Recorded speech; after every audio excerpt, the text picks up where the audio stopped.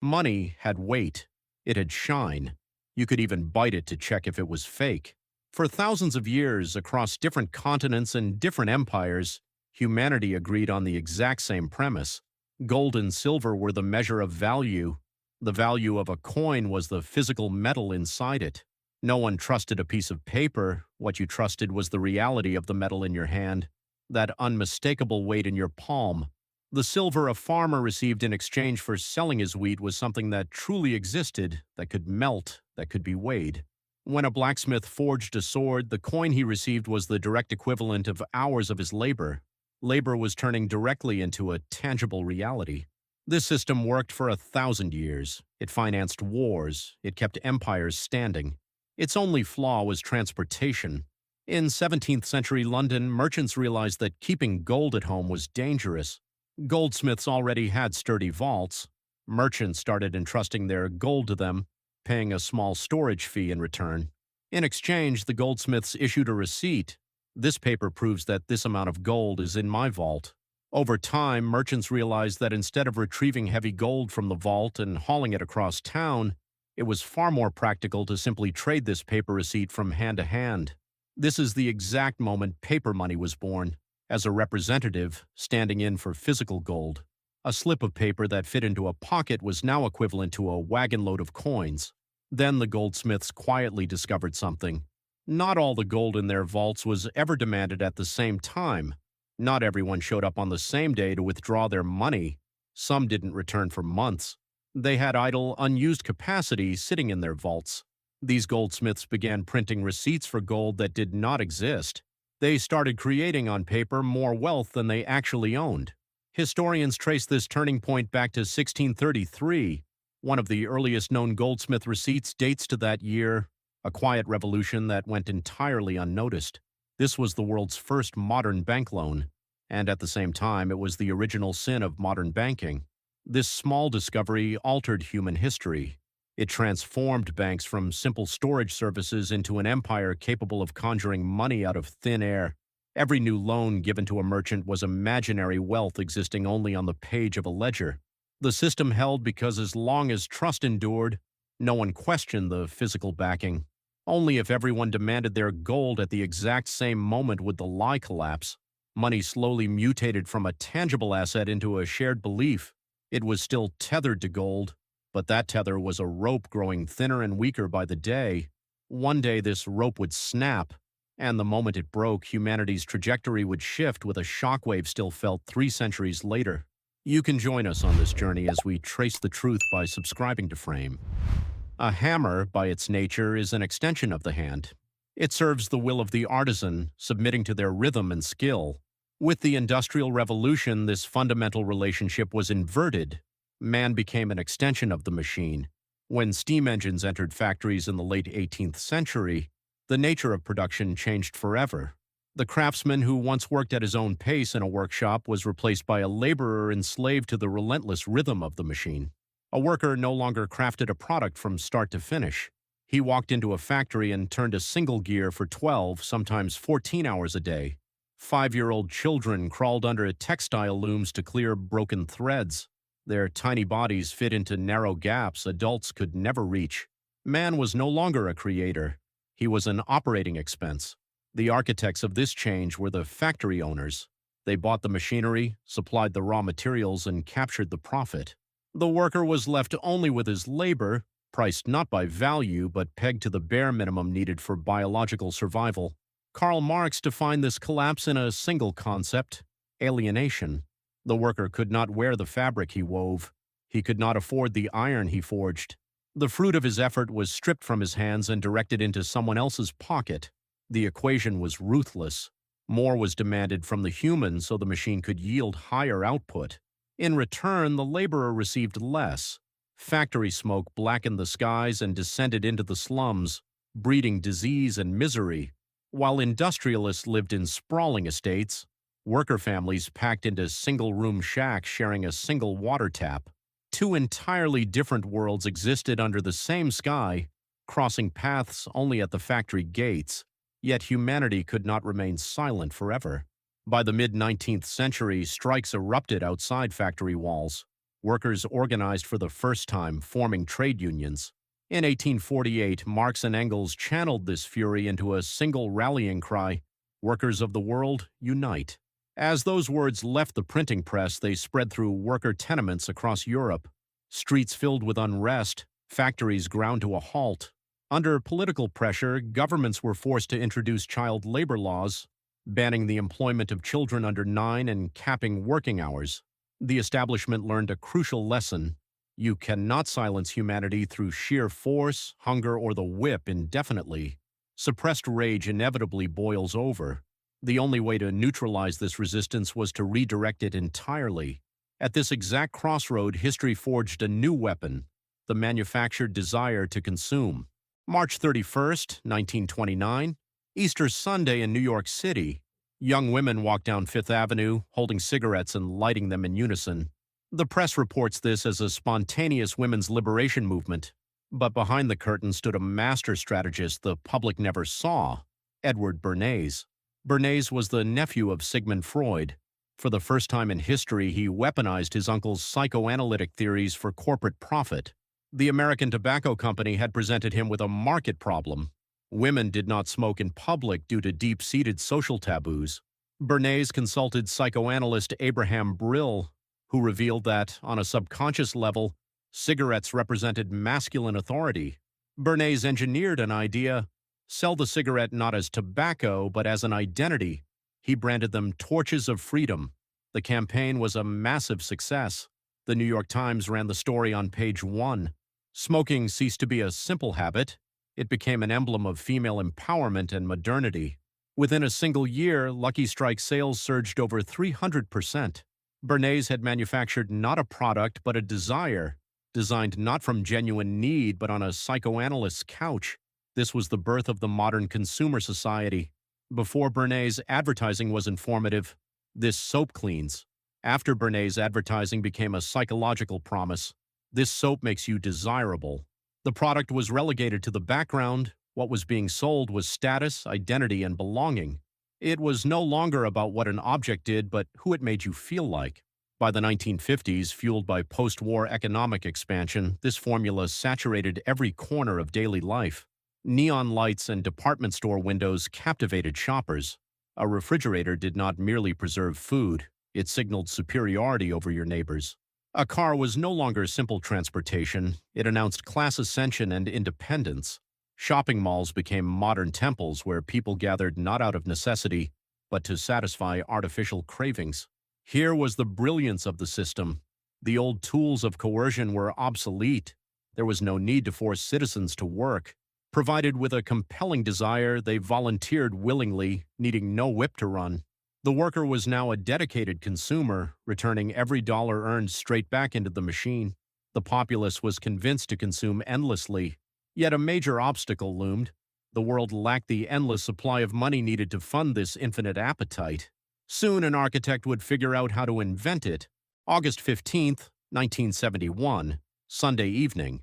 No foreign allies were consulted, no congressional vote was taken. A single televised speech severed a 200-year-old financial foundation overnight. To understand this event, one must look at the Bretton Woods monetary system established after World War II. The bedrock rule was straightforward. $35 equaled exactly 1 ounce of physical gold. The green paper in your pocket was an official warehouse receipt for real gold held in the United States Treasury. Any sovereign nation could present its dollars to Washington and receive bullion in return. All major global currencies were anchored to the dollar, tying global commerce to a single fixed metric. Days earlier, President Richard Nixon had summoned his closest economic advisors to Camp David for 3 days of secret deliberations. Phone lines were cut, and not a single detail leaked to the press. That Sunday night, Nixon addressed millions of Americans in a calm, measured tone, framing his decision as a temporary safeguard. The core announcement was hidden behind sterile bureaucratic phrasing. "I have directed Secretary Connally to suspend temporarily the convertibility of the dollar into gold or other reserve assets." The implications were monumental. For 27 years, this structure had provided immense global financial stability. Yet an underlying flaw had developed. Washington had printed significantly more paper dollars than it held in gold reserves. Nations like France recognized the imbalance and demanded physical redemption. Britain requested billions of dollars in gold in a single transaction. American vaults were emptying rapidly. Faced with the choice between spending discipline and ending the gold standard, Nixon selected the politically convenient exit. The policy presented as temporary was never reversed. This moment fundamentally transformed the definition of money. The dollar was untethered from physical reality. It was no longer backed by gold or silver, but solely by faith in state authority. This gave rise to modern fiat currency, from the Latin phrase meaning, "let it be done." Money was no longer a claim on a physical asset. It was a decree of faith. The repercussions rippled worldwide. Central banks were liberated from physical constraints, free to expand the money supply without limit. Printing presses ran uninhibited, injecting trillions of unbacked dollars into the global framework. These trillions did not disperse evenly. They followed a distinct path, landing in select hands long before reaching the broader public. New money does not distribute itself equally when leaving the mint. It never enters everyone's hands at once. It reaches an exclusive few first, allowing them to purchase assets before prices begin to climb. This dynamic was first identified in the 18th century by Irish-French economist Richard Cantillon. Cantillon realized that new money does not spread like water across a pond. It injects into an economy at specific conduits: banks, government contractors, and massive corporations. These initial recipients deploy capital at existing lower price levels. As this liquidity filters through the wider economy, demand drives consumer prices upward. By the time this money reaches wage earners, retirees, and small businesses, the cost of living has already spiked. Written over 300 years ago, this mechanism is known today as the Cantillon Effect. Following the 1971 pivot, this effect operated on a massive historical scale. Central banks did not distribute newly created trillions to citizens. Funds were funneled into government debt, private banking channels, and massive financial institutions. Banks leveraged this ultra-cheap liquidity to issue loans and acquire equities and real estate behind closed doors. The quantitative easing after the 2008 crash and the pandemic response of 2020 amplified this exact model on an unprecedented scale, directing capital straight to Wall Street and corporate balance sheets. The outcome was extraordinary for asset owners. Stock markets set historic records while property valuations surged. Those holding existing assets saw their net worth multiply overnight. For this tier, monetary expansion was not a threat, but an engine of asset growth. For salaried workers, the reality was inverted. Grocery bills climbed steadily alongside rent, utilities, and fuel. Wages failed to match inflation, eroding purchasing power with every passing month. Citizens worked identical hours while their earnings bought less. Both groups functioned within the same monetary regime, yet one sat at the feast while the other collected falling crumbs. Capital didn't stop at equities. It targeted absolute permanent control of tangible assets, housing, farmland, and essential infrastructure. In 2016, a Danish lawmaker published an essay describing a future society. "I own nothing, have no privacy, and life has never been better." Featured by the World Economic Forum, this statement transitioned into a modern reality. Individual property ownership is being steadily replaced by perpetual rentals and subscription dependencies. Following the 2008 financial crisis, private equity firms like Blackstone purchased foreclosed residential properties en masse, consolidating them into rental operations. These entities became dominant single-family home landlords. Today, institutional funds command an expanding footprint in the housing market. For sale listings increasingly transition directly into corporate portfolios rather than family hands. Lifetime homeownership as a generational asset is diminishing, replaced by homes existing as spreadsheet entries generating perpetual rental income. This dynamic expanded far beyond housing. Software ownership disappeared. The model of purchasing software outright was replaced by continuous monthly licensing fees for productivity tools, music, and streaming. Automakers began gatekeeping factory-installed hardware, such as seat heating and remote access, behind recurring paywalls. Ownership ceased to be a permanent status, mutating into a recurring subscription. The financial model is simple. Selling an item once yields a single profit. Renting an item secures perpetual revenue from the consumer. Corporations shifted their structure away from delivering physical products to locking users into indefinite payment cycles. This reflects a modern neo-feudal structure. In feudal eras, serfs worked the land, providing output to the lord while never holding the underlying deed. Modern life mirrors this framework across housing, mobility, entertainment, and digital tools, monthly payments with zero underlying equity. Stop paying and access terminates instantly. Properties are repossessed, vehicles locked via network updates, and software deactivated at the push of a button. This raises a vital question. How does an individual with no savings and zero equity survive within this infrastructure? Rather than discarding bankrupt citizens, the system designed a profitable method to keep them locked inside. Borrowing capital has been streamlined to a single click. Buy now, pay later. 4 words mortgaging future productivity to satisfy immediate desires. By early 2026, total consumer credit card debt in the United States surpassed $1.25 trillion, with average household balances nearing $11,000, with interest rates exceeding 21% and reaching 24% on select accounts. Unpaid balances compound automatically. Alongside revolving debt, buy now, pay later. Services fragment purchase amounts into 4 smaller installments, masking total expenditure.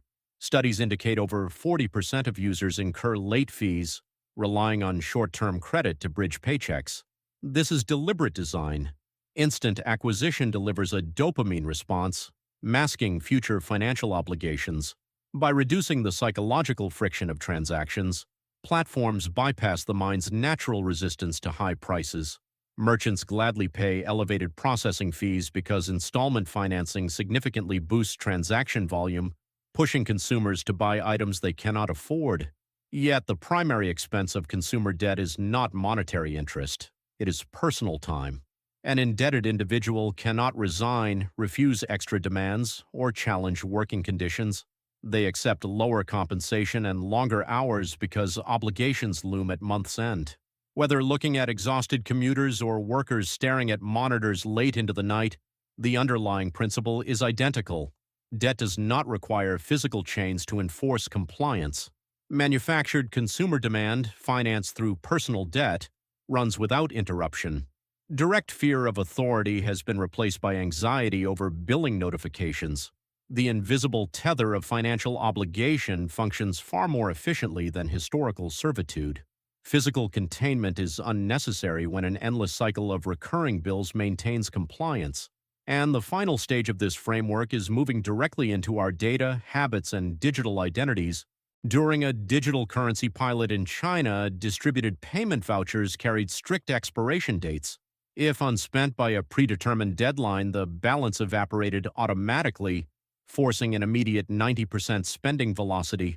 This illustrates the ultimate evolution of the system. Wealth is no longer yours. It exists strictly on terms dictated by the issuing authority. Central banks worldwide are testing central bank digital currencies. Cash is giving way to fully programmable, traceable digital ledger units. The public marketing emphasizes convenience, frictionless payments, and fraud prevention. The trade-off, however, is unprecedented control. Programmable money allows authorities to restrict spending categories, enforce negative interest rates, or freeze accounts instantly without judicial oversight. Physical cash represented private commerce. Centralized digital ledgers convert every transaction into a permanent record. This is the direct continuation of the centuries-long framework we have analyzed, from fractional reserve banking in early goldsmith vaults, through industrial alienation, engineered consumer psychology, Nixon's gold uncoupling, the Cantillon transfer, subscription feudalism, and institutional debt loops. The cycle culminates in a unified digital profile that monitors, evaluates, and directs human activity. Biometric tracking, artificial intelligence, and algorithmic monitoring integrate seamlessly into this structure. Every public camera, digital payment, and online action contributes to an overarching data profile. This data dictates creditworthiness, insurance brackets, and professional prospects. The individual ceases to be a citizen, redefined instead as a continuous data feed. Financial hardship and perpetual exhaustion are not random accidents. They are structural outputs of an economic framework functioning precisely as engineered. Yet awareness remains the greatest vulnerability of this system. The architecture depends on the broad public accepting its mechanisms without scrutiny. You now see the mechanics behind early banking receipts, Bernays' psychology, and Nixon's decree. This insight sets you apart from those participating blindly in the machine. Every week on Frame, we deconstruct these systems. You do not have to process this shift alone. Subscribe, enable notifications, and stay ahead of the curve.